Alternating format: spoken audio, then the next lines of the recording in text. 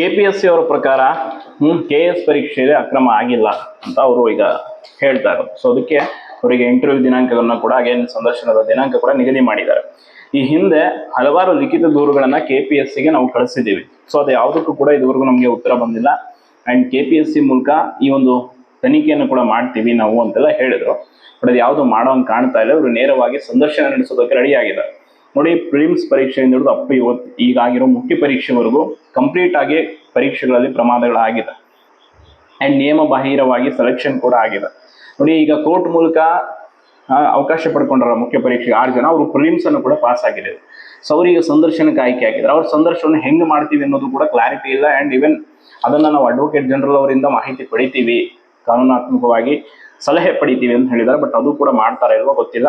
ನೋಡಿ, KPSC ಅವರು ಹಿಂಗೆ ಬಿಟ್ರೆ ಈ ಯಾರ್ಯಾರು ಅಕ್ರಮವಾಗಿ ಆಯ್ಕೆ ಆಗೋ ಹೊರಟಿದ್ದಾರೆ ಅವರೆಲ್ಲರಿಗೂ ಆರ್ಡರ್ ಕಾಪಿ ಕೂಡ ಕೊಡಿಸ್ತಾರೆ. ಸೊ ಅದಕ್ಕೆ ನಾವು ರಾಜ್ಯಪಾಲರಿಗೆ ಮತ್ತು ನಮ್ಮ ರಾಜ್ಯದ ಮುಖ್ಯ ನ್ಯಾಯಮೂರ್ತಿಗಳಿಗೆ, ಚೀಫ್ ಜಸ್ಟಿಸ್ಗೆ ಒಂದು ಗಮನಕ್ಕೆ ತರಬೇಕು ಈ KPSC KS ಒಂದು ಹಗರಣವನ್ನು ಅಂತೇಳಿ ಸಂಬಂಧಪಟ್ಟ ಆಸ್ಪಿರೆಂಟ್ಸ್ಗಳಿಂದ ಕೂಡ ಹಲವಾರು ಲಿಖಿತ ದೂರುಗಳನ್ನು ಪಡೆದಿದ್ದೀವಿ. ಆ್ಯಂಡ್ ಎಲ್ಲವನ್ನು ಕೂಡ ಅಟ್ಯಾಚ್ ಮಾಡಿ ನಾವು ರಾಜ್ಯಪಾಲರಿಗೂ ಕೂಡ ದೂರನ್ನು ಕೊಡ್ತೀವಿ. ನೋಡಿ, ಹಿಂಗೆ ಬಿಟ್ಟರೆ ಖಂಡಿತವಾಗಿ ಈ ನೇಮಕಾತಿಯನ್ನು CTI ರೀತಿ ಇದಕ್ಕೂ ಕೂಡ ಆರ್ಡರ್ ಕಾಪಿ ಕೊಡಿಸ್ತಾರೆ. ಇವೇನ್ ಬಿಡಿ, ಕೋರ್ಟಲ್ಲಿ ಕೇಸ್ ಇದೆ, ನಾಳೆ ಫೈನಲ್ ಆರ್ಡರ್ ಬರೋವರೆಗೂ ಕೂಡ ಆದೇಶ ಪಡೆಯುವಾಗಿಲ್ಲ, ಓಕೆ. ಬಟ್ ಇಲ್ಲ ಅಂತಿದ್ರೆ ಖಂಡಿತವಾಗಿ ಇವರು ಆದೇಶ ಪತ್ರವನ್ನು ಕೊಡಿಸ್ತಾ ಇದ್ರು. ಸೊ ನೋಡಿ, ಪರೀಕ್ಷೆಯಲ್ಲಿ ಅಕ್ರಮ ಆಗಿಲ್ಲ ಅನ್ನುವಂಥದ್ದು CBI ಮೂಲಕ ತನಿಖೆ ಆಗಲಿ ಅನ್ನುವಂಥದ್ದು ನಮ್ಮ ರಾಜ್ಯದ ಎಲ್ಲ ಆಸ್ಪಿರೆಂಟ್ಸ್ಗಳ ಒತ್ತಾಯ.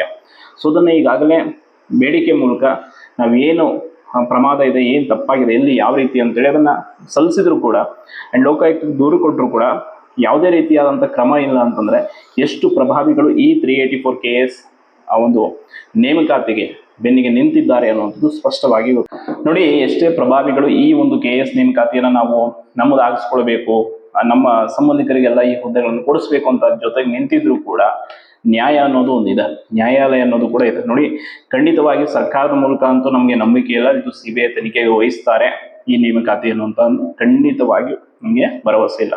ಸೊ ಅದಕ್ಕೆ ಇಂಡಿವಿಜುವಲ್ ಆಗಿ ನಾವೇ ಕೋರ್ಟ್ಗೆ ರೆಡ್ ಪಿಟಿಷನ್ ಹಾಕೊಂಡು ಈ ಒಂದು ನೇಮಕಾತಿಯಲ್ಲಾಗಿರುವಂಥ ಏನೆಲ್ಲ ತಪ್ಪುಗಳಿದೆ ಸೊ ಅದನ್ನು ನ್ಯಾಯಮೂರ್ತಿಗಳ ಗಮನಕ್ಕೆ ತಂದು CBI ತನಿಖೆಗೆ ವಹಿಸುವ ರೀತಿ ಮಾಡಿದ್ರೆ ಖಂಡಿತವಾಗಿ ಒಳ್ಳೆಯದಾಗುತ್ತೆ. ಸೊ ಇದ್ರ ಬಗ್ಗೆ ಇವತ್ತು ಎಲ್ಲ ಒಂದು ಆಸ್ಪಿರೆಂಟ್ಸ್ಗಳ ಜೊತೆ ಒಂದು ಮಾತುಕತೆ ಕೂಡ ಇದೆ. ನೋಡೋಣ, ಎಲ್ಲರೂ ಕೂಡ ಇದಕ್ಕೆ ಸಮ್ಮತಿ ಸೂಚಿಸಿದ್ರೆ ಖಂಡಿತವಾಗಿ ನಾವು ಅದನ್ನು ಮಾಡ್ತೀವಿ. ನೋಡಿ, ತುಂಬ ಜನ ನನಗೂ ಕೂಡ KS ವಿಷಯದಲ್ಲಿ ಧ್ವನಿ ಎತ್ತಿದ ಮೇಲೆ ಕೇಳಿದ್ರಿ ಬಂದು. ನೋಡಿ, ನಾವು ಪ್ರಾಮಾಣಿಕವಾಗಿ ಪರೀಕ್ಷೆ ಬರೆದು ಪಾಸ್ ಆಗಿದ್ದೀವಿ, ಹಲವಾರು ಜನ ಆಸ್ಪಿರೆಂಟ್ಸ್ ಇದ್ದೀವಿ, ನಮಗೂ ಇದರಿಂದ ಅನ್ಯಾಯ ಆಗುತ್ತೆ ಅಂತ. ಪ್ರಾಮಾಣಿಕರಿಗೆ ನಾವು ಯಾವತ್ತೂ ಕೂಡ ತೊಂದರೆ ಮಾಡಲ್ಲ, ಖಂಡಿತವಾಗಿ ಹೇಳ್ತೀವಿ. ಅಪ್ರಾಮಾಣಿಕವಾಗಿ ಯಾರು ಈ ಆಯ್ಕೆ ಪಟ್ಟಿಯಲ್ಲಿ ಹೋಗಿ ಕೂತಿದ್ದಾರೆ, ನಿಮ್ಮ 4 ಜನರ ಮುಖ ನೋಡಿಕೊಂಡು ಅಲ್ಲಿ 40 ಜನರ ಆಯ್ಕೆ ಅಕ್ರಮವಾಗಿ ಆಗೋದನ್ನು ನಾವು ನೋಡೋದಕ್ಕೆ ಸಿದ್ಧರಿಲ್ಲ. ಆ್ಯಂಡ್ ಸೀರಿಯಲ್ ವೈಸ್ ಸೆಲೆಕ್ಷನ್ ಏನಾಗಿದ್ದಾರೆ ಅದು ಖಂಡಿತವಾಗಿ 100ಕ್ಕೆ 100ರಷ್ಟು ಅಲ್ಲಿ ತಪ್ಪು ಆಗಿದೆ. ಆ್ಯಂಡ್ BBMP ಕಾಂಪೋಸಿಟ್ ಕಾಲೇಜಲ್ಲಿ ಅವತ್ತು ಪ್ರಶ್ನೆ ಪತ್ರಿಕೆ ವಿಷಯದಲ್ಲಿ ಆದಂಥ ಗೊಂದಲಕ್ಕೂ ಕೂಡ ಇವರು ಸರಿಯಾದ ಕ್ಲಾರಿಟಿಯನ್ನು ಕೊಟ್ಟಿಲ್ಲ. ಆ್ಯಂಡ್ ಈವನ್ KPSC ಕಾರ್ಯದರ್ಶಿ ಮೇಡಮ್ ಕೂಡ ಪ್ರತಿ ಬಾರಿ ಕೂಡ ಈ ವಿಷಯದ ಬಗ್ಗೆ ಗಮನಕ್ಕೆ ತಂದರೆ ಅವರು ತುಂಬ ನೆಗ್ಲೆಕ್ಟ್ ಮಾಡ್ತಾ ಇದ್ದಾರೆ. ಸೊ ಪ್ರತಿ ಬಾರಿ ಕೂಡ ಹಾಗೆ ಆದರೆ ನೆಕ್ಸ್ಟ್ ಇನ್ನೊಂದು 400+ KS ನೋಟಿಫಿಕೇಶನ್ ಇದೆ, ಅದನ್ನು ಇವರು ಹಿಂಗೆ ಮಾಡಿದ್ರೆ ಏನು ಮಾಡೋದು ಹೇಳಿ. 10 ವರ್ಷದಿಂದ KS ಹುದ್ದೆಯ ಕನಸನ್ನು ಕಂಡು ತಯಾರಿ ನಡೆಸ್ತಾ ಇರುವಂಥ ಆಸ್ಪಿರೆಂಟ್ಸ್ಗಳಿಗೆ ಏನು ವ್ಯಾಲ್ಯೂವನ್ನು ಇವರು ಕೊಡ್ತಾ ಇದ್ದಾರೆ. ಸೊ ಈವನ್ ಪ್ರಿಲಿಮ್ಸಲ್ಲಿ ಪ್ರಶ್ನೆ ಪತ್ರಿಕೆಯ ದೋಷ ಆದರೂ ಕೂಡ ಅದಕ್ಕೂ ಯಾವುದೇ ಆದಂಥ ನ್ಯಾಯವನ್ನು ಒದಗಿಸಿಲ್ಲ. ಈವನ್ ಇವತ್ತಿನವರೆಗೂ ಮೇನ್ಸಲ್ಲಿ ಏನಾಗಿದೆ ಗೊಂದಲ, ಅದು ಮಾಧ್ಯಮದ ಸ್ಟೇಟ್ಮೆಂಟ್ ಆಗಿರ್ಬೋದು, ಪ್ರತಿಯೊಂದಕ್ಕೂ ಕೂಡ ಒಂದು ಸ್ಪಷ್ಟವಾದ ಪ್ರಕಟಣೆ ಕೂಡ ಇವರಿಂದ ಬಂದಿಲ್ಲ. KPSCಯಲ್ಲಿ ಸದಸ್ಯರು ಅಧ್ಯಕ್ಷರ ನಡುವಿರುವಂಥ ಒಳಜಗಳಕ್ಕೆ ಲಿಸ್ಟ್ಗಳು ಬಲಿಯಾಗ್ತಾ ಇವೆ. ತಮಗೆ ಮನ್ಸಿಗೆ ಬಂದಂಗೆ ಕೆಲವೊಂದು ಲಿಸ್ಟ್ಗಳನ್ನ ತಡೆ ಹಿಡಿದು ಕೂತಿದ್ದಾರೆ. ಸೊ ದಯವಿಟ್ಟು ಇದಾಗಬಾರ್ದು. ನಾವಿವತ್ತು ಒಂದಿಷ್ಟು ಜನ ಅಭ್ಯರ್ಥಿಗಳ ಜೊತೆ ಈ ಬಗ್ಗೆ ಚರ್ಚೆ ಕೂಡ ಮಾಡಿದ್ದೀವಿ ನಿನ್ನೆಯಿಂದ ಕೂಡ. ರಾಜ್ಯಪಾಲರ ಗಮನಕ್ಕೆ ಮತ್ತು ನಮ್ಮ ರಾಜ್ಯದ ಮುಖ್ಯ ನ್ಯಾಯಮೂರ್ತಿಗಳ ಗಮನಕ್ಕೆ ಇದನ್ನು ತರಬೇಕು. ನಾವು ಈ ಹಿಂದೆ 2011ರಲ್ಲಿ ಒಂದು ವಿಶೇಷ ಪ್ರಕರಣ ನಿಮ್ಗೆ ಗೊತ್ತಿದೆ, ಅಲ್ಲೂ ಕೂಡ ಯಾವ ರೀತಿ ಅವರು ಫೈಟ್ ಮಾಡಿದ್ರು ಈ ಇನ್ಜಸ್ಟಿಸ್ ವಿರುದ್ಧ. ಅದೇ ಮೇಡಮ್ ಅವರು, ಮೈತ್ರಿ ಮೇಡಮ್ ಅವರ ಜೊತೆ ಕೂಡ ನಾವು ಕಾಂಟ್ಯಾಕ್ಟ್ ಮಾಡಿಕೊಂಡು ಸೊ ಈ ವಿಷಯಕ್ಕೆ ಏನೆಲ್ಲ ಮಾಡಬಹುದು, ಯಾವ ರೀತಿ ಅವರು ಅಡ್ವೊಕೇಟ್ ಜನರಲ್ಗೆ ದೂರನ್ನು ಕೊಟ್ಟು ಅಲ್ಲಿಂದ ಕಾನೂನಾತ್ಮಕವಾಗಿ ಫೈಟ್ ಮಾಡಿದ್ರು. ಸೊ ಅದೇ ರೀತಿ ಫೈಟ್ ಮಾಡಬೇಕಾಗುತ್ತೆ. ಇಲ್ಲ ಅಂತಂದರೆ ಖಂಡಿತವಾಗಿ ಹೇಳ್ತೀನಲ್ಲ, ಇದರಲ್ಲಾಗಿರುವಂಥ ಇನ್ಜಸ್ಟಿಸ್ಗೆ ಇವರು ನ್ಯಾಯ ಕೊಡಲ್ಲ. ಸೊ 384 ರಿಕ್ರೂಟ್ಮೆಂಟಲ್ಲಿ ಮೋರ್ ದೆನ್, ನಾನು ಅವತ್ತು ಹೇಳಿದಾಗ 150+ ಈ ರೀತಿ ಅಕ್ರಮವಾಗಿ ಆಯ್ಕೆಯಾಗುವಂಥ ಅಭ್ಯರ್ಥಿಗಳಿದ್ದಾರೆ. ಸೊ ಖಂಡಿತವಾಗಿ ತನಿಖೆ ಆದರೆ ದೊಡ್ಡ ಮಟ್ಟದ ಹಗರಣ ಬಯಲಿಗೆ ಬರುತ್ತೆ. ಇದನ್ನು CBI ತನಿಖೆಗೆ ವಹಿಸಿದ್ರೆ 100ಕ್ಕೆ 100ರಷ್ಟು ಇವರ ಬಂಡವಾಳ ಬಯಲಾಗುತ್ತೆ. ಸೊ ಅದಕ್ಕೆ ತುಂಬಾ ಹಿರಿಯರ ಕೃಪಾ ಕಟಾಕ್ಷ ಇದರ ಮೇಲಿದೆ. ತುಂಬಾ ಪ್ರಭಾವಿಗಳು ಇದನ್ನ ರಕ್ಷಣೆ ಮಾಡೋದಕ್ಕೆ ನಿಂತು ಬಿಟ್ಟಿದ್ದಾರೆ.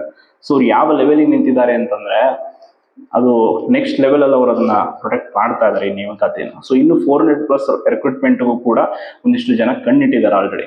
ಸೊ ಅದಕ್ಕೆ ನೋಡಿ ಏನ್ ಹಿಂಗ್ ಹೇಳ್ತಾನೆ ಈ ವಿಷಯದ ಬಗ್ಗೆ ಅಂತ ತಿಳ್ಕೊಬಹುದು. ಇರೋ ರಿಯಾಲಿಟಿನೇ ಇದು.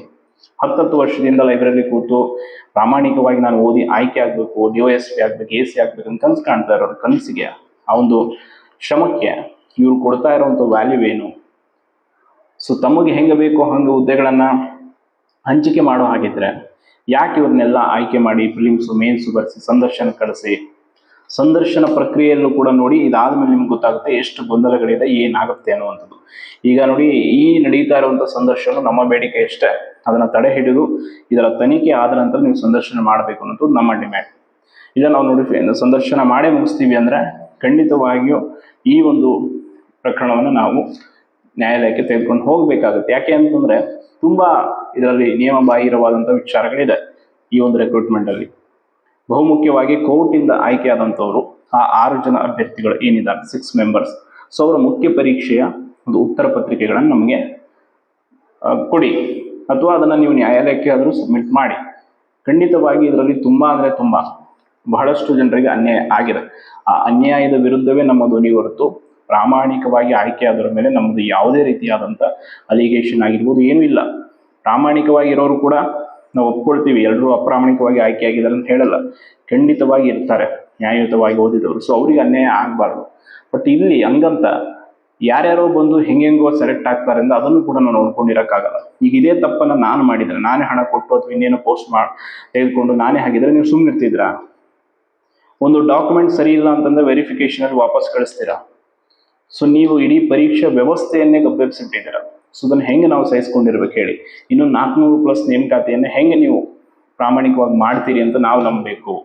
ಇನ್ನು ಬಹಳಷ್ಟು ಅಭ್ಯರ್ಥಿಗಳು ಕಾಯ್ತಾ ಇದ್ದಾರೆ KS ನೋಟಿಫಿಕೇಶನ್. ಸೊ ದಯವಿಟ್ಟು ಇದರ ಬಗ್ಗೆ ಈ ಕೂಡಲೇ ಧ್ವನಿ ಎತ್ತಿದ್ರೆ ಒಳ್ಳೇದಾಗುತ್ತೆ. ಇಲ್ಲ ಅಂತಂದ್ರೆ ಖಂಡಿತವಾಗಿಯೂ ನಮಗೆ ಹೆಂಗೆ ಬೇಕೋ ಹಂಗೆ ಈ ನೇಮಕಾತಿಯನ್ನ ಮಾಡಿಕೊಂಡು ಮುಗಿಸ್ಬಿಡ್ತಾರೆ ಅವರು. ಸೊ ಇದಂತೂ ಸ್ಪಷ್ಟ. ಬಹಳಷ್ಟು ಮನವಿ ಪತ್ರಗಳು ಈಗಾಗಲೇ ಸಿದ್ಧವಾಗಿದೆ ರಾಜ್ಯಪಾಲರ ಒಂದು ಗಮನಕ್ಕೆ ಮತ್ತು ಮುಖ್ಯ ನ್ಯಾಯಮೂರ್ತಿಗಳ ಗಮನಕ್ಕೆ ತರೋದಕ್ಕೆ. ಪಾಸಿಬಲ್ ಆದರೆ ಇದನ್ನ ಯಾರ್ಯಾರಿಗೆ ತಲುಪಿಸ್ತೀವಿ. ನೋಡಿ ಈ ವಿಷಯವನ್ನು ತುಂಬ ಸೀರಿಯಸ್ ಆಗಿ ತಗೊಳ್ಳೇಬೇಕು. ನಾವು ಬರೀ 4 ದಿನ ಮೀಡಿಯಾದಲ್ಲಿ ನ್ಯೂಸ್ ಆದ ತಕ್ಷಣ ಇವರು ಯಾವುದೇ ಕಾರಣಕ್ಕೂ ಎಚ್ಚೆತ್ತುಕೊಳ್ಳಲ್ಲ.